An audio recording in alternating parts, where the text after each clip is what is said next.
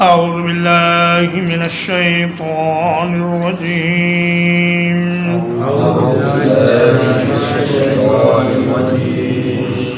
إن الذين آمنوا وعملوا الصالحات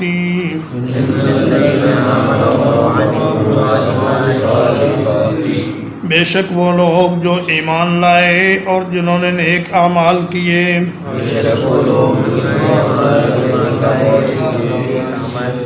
وَأَخْبَتُوا إِلَىٰ رَبِّهِمْ اور اپنے رب کی طرف گڑ گڑائے اولئک اصحاب الجنہ یہی لوگ ہیں جنت والے ہم فیہا خالدون وہ اس میں ہمیشہ رہیں گے۔ جنت کے طلبگاروں کو تین چیزوں کا خاص خیال رکھنا چاہیے۔ ایک تو یہ کہ ایمان اپنا بڑا مضبوط رکھیں۔ کبھی کبھی شیطان یہ وسوسہ ڈالتا ہے کہ جی کچھ نہیں ہونا، حساب کتاب کوئی نہیں ہونا، جنت جہنم بھی بس ایسے ہی فرضی کہانیاں ہیں، اور قرآن و حدیث پر عمل کرنا بھی کوئی ضروری نہیں، دیکھی جائے گی جو ہوگا۔ یہ شیطانی وسوسوں کو اپنے سے دور رکھے اور اللہ کی ذات پر اور رسول پاک صلی اللہ علیہ وسلم کی نبوت اور رسالت پر اور آخرت کے دن پر پکا ایمان رکھے اور نیک اعمال میں لگا رہے۔ جب کبھی کوئی گناہ ہو جائے تو اس کے فوراً بعد نیکیاں کرے، کیونکہ اللہ فرماتے ان الحسنات یذہبن السیئات، نیکیاں گناہوں کو مٹا دیتی ہیں۔ اور اخبات کا معنی ہوتا ہے عاجزی کرنا، گڑ گڑانا، تذلل کا اختیار کرنا اور اللہ کے سامنے خشوع اور خضوع پیش کرنا۔ سورۃ الحج کی آیت نمبر 34 اور 35 میں اللہ تعالیٰ نے مخبتین کی کچھ نشانیاں بیان فرمائی ہیں۔ فرمایا وبشر المخبتین، اور عاجزی کرنے والوں کو خوشخبری دے دیجئے، الذین اذا ذکر اللہ وجلت قلوبہم، کہ جب اللہ کا ذکر کیا جائے تو ان کے دل ڈر جاتے ہیں، والصابرین علی ما اصابہم، اور جب کوئی مصیبت پہنچے تو وہ صبر کرتے ہیں، والمقیم الصلاۃ، اور نماز کو قائم کرتے ہیں، ومما رزقناہم ینفقون، اور ہم نے جو انہیں رزق دیا اس میں سے خرچ کرتے ہیں۔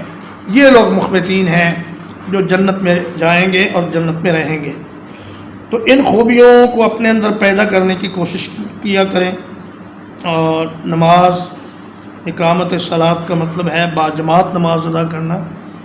اگر کوئی آدمی جماعت سے پیچھے رہتا ہے تو نبی صلی اللہ علیہ وسلم کی طرف سے اس کے لیے سخت وعیدیں ہیں اور ڈراوے ہیں۔ اس لیے اللہ کے راستے میں کچھ نہ کچھ خرچ بھی کرتے رہنا چاہیے۔ مثل الفریقین، دونوں گروہوں کی مثال، کالاعمی والاصم، جیسے ایک اندھا ہو اور بہرا ہو، والبصیر والسمیع، اور دوسرا دیکھنے والا ہو اور سننے والا ہو، حل یستویان مثلا، کیا یہ دونوں مثال میں برابر ہیں؟ افلا تذکرون، کیا پھر تم نصیحت حاصل نہیں کرتے؟ فرمایا دو فریق ہیں، ایک مومنین کا اور ایک کفار و مشرکین کا۔ مومن اور کافر کی مثال اس طرح ہے کہ کافر اندھا بھی ہے اور بہرا بھی ہے۔ اگر ایک شخص اندھا ہو تو اس کو کوئی آدمی راستہ بتا سکتا ہے کہ بابا ادھر نہ جاؤ، ادھر جاؤ، دائیں مڑو، بائیں مڑو، آگے گڑھا ہے۔ لیکن اگر وہ ساتھ بہرا بھی ہو تو پھر نہ تو وہ خود راستہ دیکھ سکتا ہے اور نہ بتانے والے کی بات سن سکتا ہے۔ فرمایا کیا وہ اور وہ شخص جو خود بھی دیکھ رہا ہے اور راستہ بتانے والے کی ہدایات بھی سن رہا ہے، کیا یہ دونوں برابر ہو سکتے ہیں؟ نہیں۔ فرمایا یہ دونوں منزل پر نہیں پہنچ سکتے، منزل پر صرف وہی پہنچے گا جو دیکھ بھی رہا ہے اور سن بھی رہا ہے۔ کیا اس مثال کے بعد بھی بات تم پر واضح نہیں ہوئی؟ تذکرون اصل میں ہے تتذکرون، کیا تم نصیحت حاصل نہیں کرو گے؟ اللہ نے ایسی ایسی مثالیں بیان کی ہیں، مثال سے ذرا بات سمجھ آ جاتی ہے اور اچھی طرح ذہن نشین ہو جاتی ہے۔ وَلَقَدْ أَرْسَلْنَا نُوحًا إِلَىٰ قَوْمِهِ، اور یقیناً ہم نے بھیجا نوح علیہ السلام کو ان کی قوم کی طرف، إِنِّي لَكُمْ نَذِيرٌ مُّبِينٌ، یقیناً میں تمہارے لیے ایک کھلا ڈرانے والا ہوں۔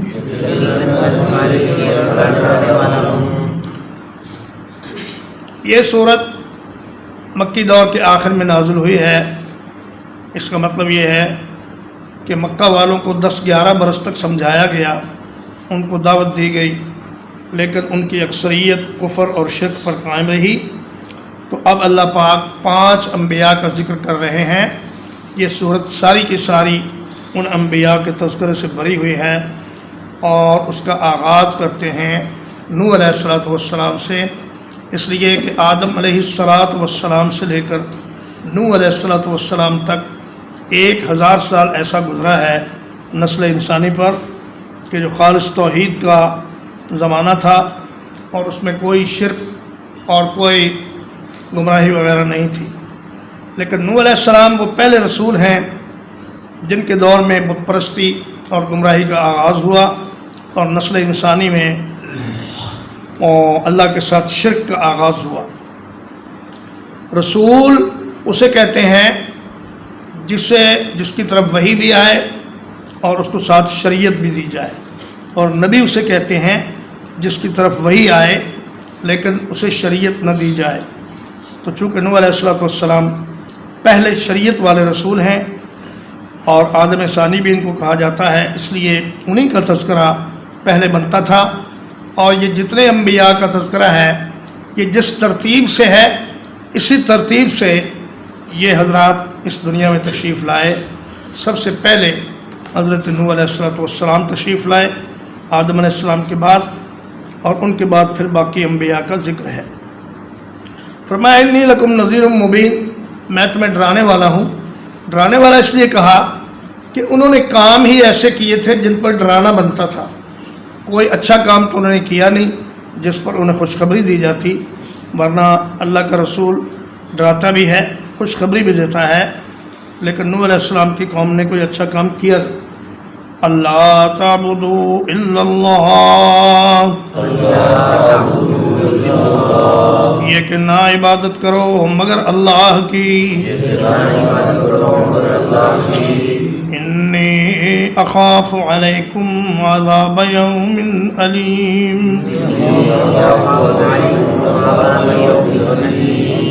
بے شک میں تم پر ایک دردناک دن کے عذاب سے ڈرتا ہوں۔ فرمایا اللہ کے ساتھ شرک نہ کرو، اللہ کی عبادت میں کسی کو شریک نہ کرو۔ فمن کان یرجو لقاء ربہ فلیعمل عملا صالحا ولا یشرک بعبادۃ ربہ احدا، اللہ کی عبادت میں کسی اور کو شریک نہ کرو، میں تمہیں ایک دردناک دن کے عذاب سے ڈرانے والا ہوں۔ یہ نہیں کہا کہ میں تمہیں دردناک عذاب سے ڈرانے والا ہوں، بلکہ فرمایا کہ وہ دن جس میں وہ عذاب آئے گا وہ دن سارے کا سارا رنج و الم سے بھرپور ہوگا، اور کفار و مشرکین کے لیے وہ دن بہت زیادہ سختی اور تکلیف والا دن ہوگا، جبکہ اہل ایمان کے لیے اللہ تعالیٰ اس دن کو آسان فرما دیں گے، اور یوم قیامت کی سختیاں اللہ پاک ان پر آسان کر دیں گے۔ فقال الملأ الذين كفروا من قومه،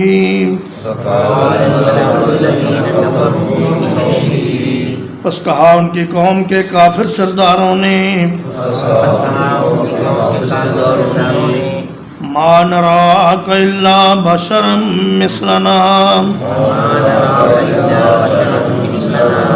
ہم نہیں دیکھتے آپ کو مگر اپنے جیسا انسان، وما نراک اتبعک الا الذین هم اراذلنا،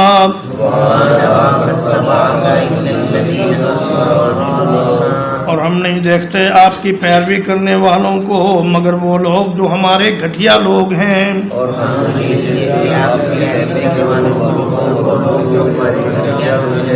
بادی الرأی، سرسری سوچ والے ہیں، وما نرى لكم علینا من فضل، اور ہم نہیں دیکھتے تمہارے لیے اپنے اوپر کوئی برتری، بل نظنکم کاذبین، بلکہ ہم تو تمہیں جھوٹا خیال کرتے ہیں۔ ملا یملا کا معنی ہوتا ہے کسی چیز کو بھر دینا، اور یہ اس میں جمع ہے، اس کا کوئی واحد نہیں آتا۔ جیسے راہتن کا معنی ہے گروہ، اسی طرح ملا ان کا معنی ہے ایسا شخص جس کا روب اور جس کی جلالت اور جس کی ہیبت انسانی آنکھ کو بھر دے۔ تو وہ لوگ جو بظاہر دنیا میں بڑے روب داب والے تھے اور اپنی قوم کے بڑے تھے، انہوں نے کہا کہ ہمیں آپ کی نبوت و رسالت پر 3 بڑے اعتراض۔ پہلا اعتراض تو یہ ہے کہ آپ ہمارے جیسے انسان ہیں اور ہم نہیں مانتے کہ انسان رسول ہو سکتا ہے۔ یہی بات قریش مکہ نے کہی کہ ایک آدمی جو ہمارے اندر پیدا ہوا ہے، ہمارے اندر جوان ہوا ہے، دن رات اس نے ہم میں گزارے ہیں، اب وہ کہتا ہے میں نبی بن گیا ہوں، ہم نہیں مانتے۔ اور یہ سوچ ابھی تک چلتی چلی آ رہی ہے۔ آج بھی کچھ لوگ کہتے ہیں کہ نبی انسان نہیں ہو سکتا، حالانکہ اللہ پاک نے فرمایا کہ ہم نے جتنے بھی رسول بھیجے وہ سب انسان تھے، بشر تھے۔ اور دوسرا اعتراض انہوں نے یہ کیا کہ آپ کے پیروکار گھٹیا لوگ ہیں، یہ موچی، یہ نائی، یہ مزدور اور یہ چھوٹے چھوٹے مزدوریاں کرنے والا کمزور طبقہ۔ یہی اعتراض اہل مکہ نے بھی کیا، کہا کہ آپ کے ساتھ چند غلاموں اور چند نوجوان لونڈوں کے سوا اور ہے کون؟ جو پختہ عقل والے لوگ ہیں ان کو آپ کی دعوت اپیل نہیں کرتی۔ یہ چھوٹے بچے جن کی ابھی رائے سطحی ہے اور جو زیادہ غور و فکر کی صلاحیت نہیں رکھتے، یہ لوگ آپ کے پیچھے لگ گئے ہیں۔ تو اللہ پاک نے سورۃ الشعراء کی آیت نمبر 111 سے 114 تک فرمایا وَنُؤْمِنُ لَكَ وَاتَّبَعَكَ الْأَرْذَلُونَ، اے نوح ہم آپ کے پیچھے کیسے لگ جائیں؟ آپ کی پیروی کرنے والے تو ذلیل لوگ ہیں، گھٹیا لوگ ہیں، چھوٹے لوگ ہیں۔ قَالَ وَمَا عِلْمِي بِمَا كَانُوا يَعْمَلُونَ، نوح علیہ السلام نے فرمایا وہ جو کچھ بھی کرتے ہیں مجھے اس سے کیا، سب اللہ کی مخلوق ہے، اور اللہ یہ نہیں دیکھتا کہ کون چھوٹا ہے کون بڑا ہے، اللہ تو ایمان کو دیکھتا ہے۔ ان حسابہم الا علی ربی لو تشعرون، فرمایا ان کا حساب میرے رب کے ذمے ہے۔ وما انا بطارد المؤمنین، میرا کام یہ ہے کہ میں کسی مومن کو اپنی مجلس سے نہ اٹھاؤں۔ یہی بات قریش مکہ نے کہی کہ یہ بلال اور یہ صہیب اور یہ عبداللہ بن مسعود اور یہ چھوٹے چھوٹے لوگ، ان کو اگر آپ اپنے مجلس سے اٹھا دیں تو ہم آپ کی بات سننے کے لیے تیار ہیں۔ اور تیسرا اعتراض انہوں نے یہ کیا کہ آپ کو ہم پر کوئی برتری حاصل نہیں، کوئی آپ کو سرخاب کا پر نہیں لگا ہوا کہ ہم آپ کی اطاعت قبول کر لیں۔ نہ تو آپ کے پاس دولت زیادہ ہے، نہ آپ کے پاس سرداری ہے، نہ آپ کے پاس منصب ہے، نہ آپ کا قبیلہ ہم سے بڑا ہے، تو پھر ہم کس بنیاد پر آپ کو اپنا سردار اور اپنا رہنما مان لیں اور آپ کے پیچھے چلنے لگ جائیں؟ تو فرمایا کہ انبیاء پر اس قسم کے جو اعتراضات ہوتے ہیں یہ سطحی اعتراضات ہیں۔ اللہ پاک نے جس کو جو فضیلت دی ہے اسے کوئی چھین نہیں سکتا۔ قال یا قومی، نوح علیہ السلام نے کہا اے میری قوم، ارأیتم ان کنت علی بینۃ من ربی، مجھے بتاؤ اگر میں اپنے رب کی طرف سے ایک روشن دلیل پر ہوں، وآتانی رحمۃ من عندہ، اور اس نے مجھے اپنی طرف سے رحمت عطا کی ہے، فعمیت علیکم، پس وہ تم پر مخفی کر دی گئی ہے، انلزمکموہا، کیا ہم زبردستی چپکا دیں اس کو تمہارے ساتھ، وانتم لہا کارہون، حالانکہ تم اس سے نفرت کرتے ہو۔ فرمایا اللہ کی رحمت ہے، جسے دے دے، نبوت اس کی رحمت ہے، اس نے مجھے عطا کر دی ہے۔ اب تم سے وہ چیز چھپا لی گئی ہے، تمہیں اس سے محروم کر دیا گیا ہے، تو میں کیا کروں؟ میں کوئی زبردستی تو تمہیں راہ ہدایت پر نہیں لا سکتا جب کہ تم خود کوشش نہ کرو۔ ہدایت دو چیزوں کے ہونے سے ہوتی ہے، ایک انسان کی اپنی کوشش اور ایک اللہ کی توفیق۔ یہ دونوں چیزیں جب ملتی ہیں تو انسان ہدایت یافتہ ہوتا ہے، اگر ان میں سے ایک بھی نہ ہو تو ہدایت نہیں ملتی۔ ترجمہ ایک بار، ان الذین آمنوا، یقیناً وہ لوگ جو ایمان لائے، وعملوا الصالحات، اور نیک عمل کرتے رہے، وَأَخْبَتُوا إِلَىٰ رَبِّهِمْ، اور اپنے رب کی بارگاہ میں عاجزی کی، اولئک اصحاب الجنہ، یہی لوگ ہیں جنت والے، ہم فیہا خالدون، وہ اس میں ہمیشہ رہیں گے۔ مثل الفریقین، دو گروہوں کی مثال اس طرح ہے، کالاعمیٰ والاصم، جیسے ان میں سے ایک اندھا ہو اور بہرا ہو، والبصیر والسمیع، اور دوسرا دیکھنے والا ہو اور سننے والا ہو، هل یستویان مثلا، کیا یہ دونوں مثال میں برابر ہو سکتے ہیں؟ افلا تذکرون، کیا پھر تم نصیحت حاصل نہیں کرتے؟ وَلَقَدْ أَرْسَلْنَا نُوحًا إِلَىٰ قَوْمِهِ، اور یقیناً بھیجا ہم نے نوح علیہ السلام کو ان کی قوم کی طرف، انی لکم نذیر مبین، کہ بے شک میں تمہارے لیے کھلا ڈرانے والا ہوں،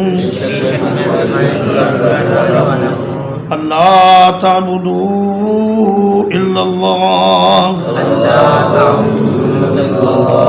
یہ کہ نہ عبادت کرو سوائے اللہ کے، انی اخاف علیکم عذاب یوم علیم،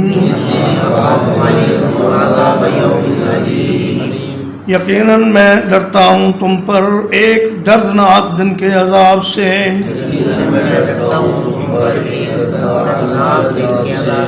فقال الملأ الذين كفروا من قومه، تو ان کی قوم کے کافر سردار کہنے لگے، ما نراک الا بشرا مثلنا، نہیں دیکھتے ہم آپ کو مگر انسان اپنے جیسا وما نراک اتبعک اور ہم نہیں دیکھتے آپ کی پیروی کرنے والوں کو الا الذین هم اراذلنا مگر وہ لوگ جو ہمارے گھٹیا لوگ ہیں بادی الرأی سطحی سوچ والے ہیں وما نرى لكم علينا من فضل اور نہیں دیکھتے ہم تمہارے لیے اپنے اوپر کوئی برتری بل نظنکم کاذبین بلکہ ہم تمہیں جھوٹا خیال کرتے ہیں قال یا قومی نوح علیہ السلام نے کہا اے میری قوم ارأیتم ان کنت علی بینۃ من ربی بتاؤ کہ اگر میں اپنے رب کی طرف سے ایک روشن دلیل پر ہوں وآتانی رحمتا من عنده اور اس نے مجھے اپنی طرف سے رحمت عطا کی ہو فعمیت علیکم پھر وہ تم سے چھپا لی گئی ہو انلزمکموہا کیا ہم اسے زبردستی چپکا دیں تمہارے ساتھ وَأَنْتُمْ لَهَا کارہون حالانکہ تم اسے ناپسند کرتے ہو وصلی اللہ علی نبینا محمد وآلہ وصحبہ اجمعین.